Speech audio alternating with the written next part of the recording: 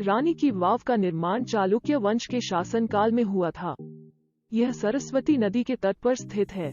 प्रबंध चिंतामणि 1304 में जैन भिक्षु मेरुतुंगा द्वारा रचित में उल्लेख है।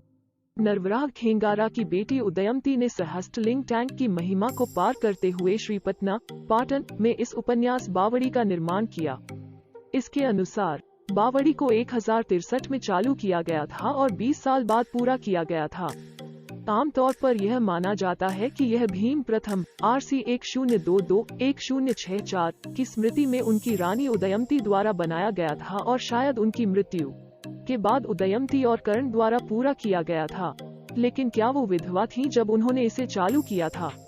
यह विवादित है। उसी वर्ष माउंट आबू पर विमलशाही मंदिर की स्थापत्य समानता के आधार पर कमिश्री निर्माण की तारीख 1032 रखता है। बावड़ी बाद में सरस्वती नदी से भर गई और गाद भर गई। 1890 के दशक में हेनरी कूसेंस और जेम्स बर्गेस जब पूरी तरह से पृथ्वी के नीचे दब गए थे। बावड़ी बाद में सरस्वती नदी से भर गई और गाद भर गई। 1890 के दशक में हेनरी कूसेंस और जेम्स बर्गेस ने इसका दौरा किया जब यह पूरी तरह से पृथ्वी के नीचे दब गया था और केवल कुएं के शाफ्ट और कुछ खंभे दिखाई दे रहे थे। उन्होंने इसे 87 मीटर 285 फीट मापने वाला एक विशाल गड्ढा बताया। ट्रेवल्स इन वेस्टर्न इंडिया में जेम्स टॉड ने उल्लेख किया है कि बावड़ी की सामग्री को आधुनिक पाटन में निर्मित अन्य बावड़ियों में पुनः उपयोग किया गया था, शायद त्रिकम बरोटनी वाव, बहादुर सिंह बावड़ी। 16/7/1940 के दशक में बड़ौदा राज्य के तहत की गई खुदाई में बावड़ी का पता चला था।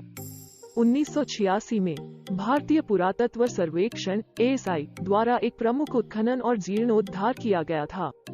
खुदाई के दौरान उदयमती की एक छवि भी मिली थी। जीर्णोद्धार 1981 से 1987 तक किया गया था।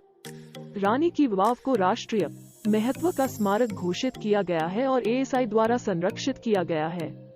इसे 22 जून 2014.1891 को यूनेस्को की विश्व धरोहर स्थलों की सूची में जोड़ा गया था। इसने 2016 के भारतीय स्वच्छता सम्मेलन में भारत के सबसे स्वच्छ प्रतिष्ठित स्थान का नाम दिया।